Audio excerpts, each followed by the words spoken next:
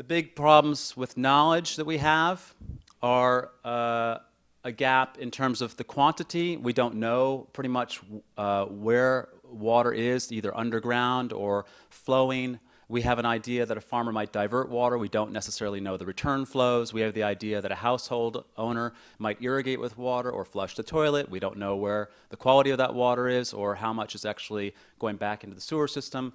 So I think one of the gaps that we have is gaps in water data. We don't actually know the situation in water quality. We don't survey very often or very widely. And so even for the regulatory effort and for the subsidies that we're spending, I think we don't really know what we're really buying. In fact, it's even difficult to track in the water quality aspects, what are the extent of the problem and what sort of are we buying in terms of reductions. There's another gap. There's a disclosure gap. Companies, at least some companies, disclose their water use and water pollution. But they do it in a way that hardly resonates with investors at all. They don't read these glossy sustainability reports that are full of beautiful, happy stories and numbers, but there's no context, so there's no way to compare or make sense of those numbers.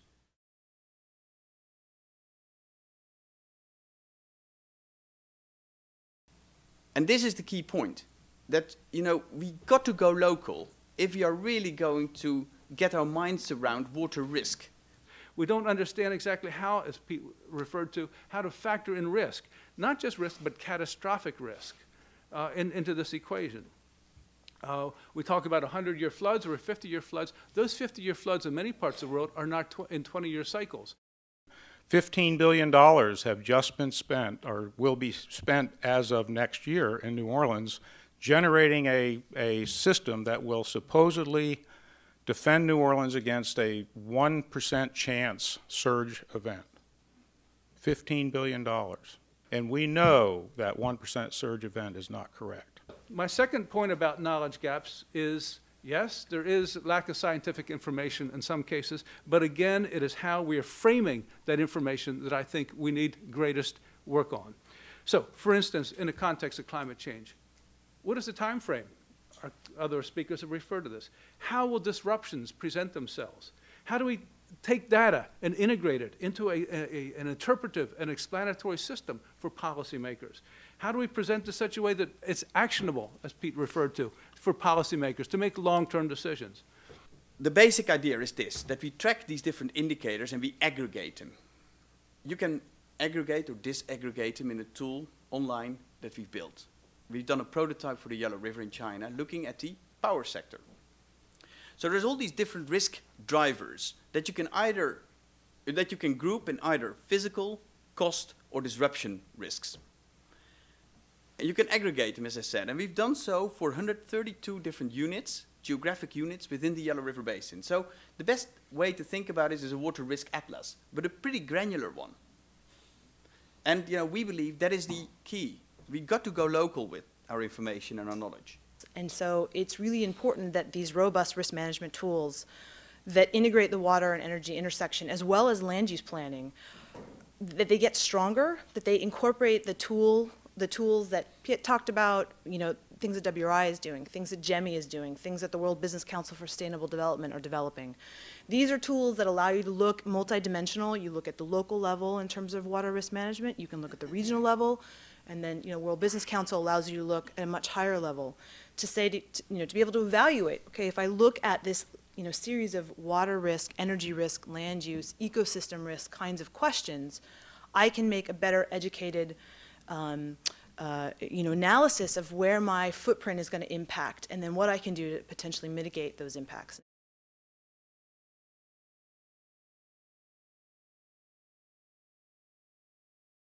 It's important for experts to work together.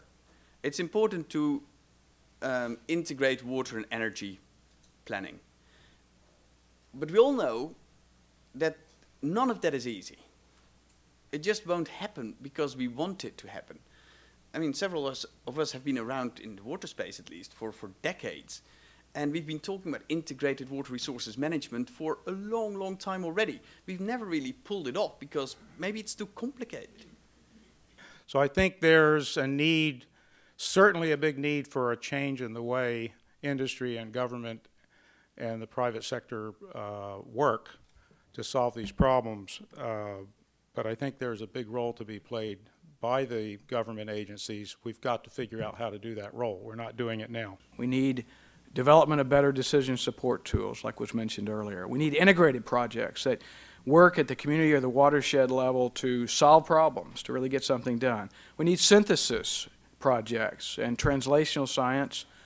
I would say in some cases we need just pure outreach, and this was talked about, projects that drive the knowledge that we have out into adaptation. And then last, also mentioned we need some good old public education projects. And so to me, the actual topic, it'll change, our priorities will move and shift, but the way that we approach these topics, I think, is something that we need to think about.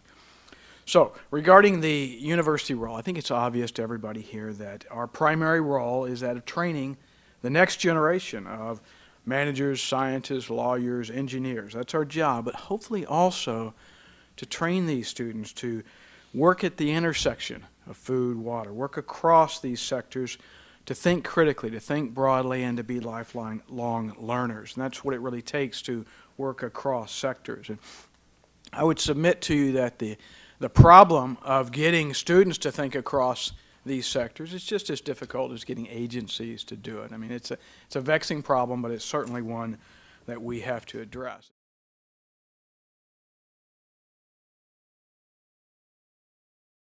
I think number one, biggest issue that we're faced with is a policy issue, not a scientific knowledge issue.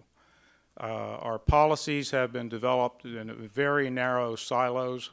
They typically do not address multiple sectors like water and energy and agriculture or food and environment.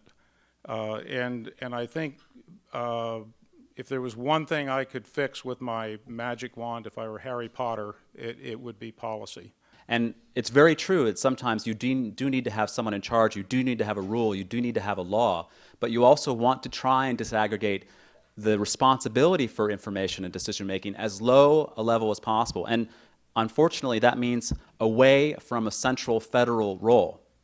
This means towards more local control, and I think the most appropriate scale of control for water is the watershed level. Regulators face a knowledge problem. This is basically the idea that they don't know what's going on and they don't know what people want. You need signals and signals of supply and demand, which are based on prices. This matters in water because, as I mentioned, water is not priced. We have no idea of the value of water, right? So sometimes it's appropriate to have a price of water. I'm not saying universally we should have prices everywhere, but I will point out that there is a huge knowledge problem in terms of the value of water. What we need to do is set up a robust system where individuals managing their own behavior or their own access to water, their own supply and their own demand can coordinate with each other. And some people might have thought about this idea already. It's called a market. Right? And I mean a market in terms of signals and information exchange. So at the tap water level, whether it's Washington, D.C. or Chicago or Los Angeles, you want to have a certain allocation per person, something like 50 gallons a day, I don't know, for free or for cheap, and then additional water costs more. This is similar to increasing block rates, but the very important difference is twice. The first one is that you do this per person, not per water meter. We're selling water to people, not to meters.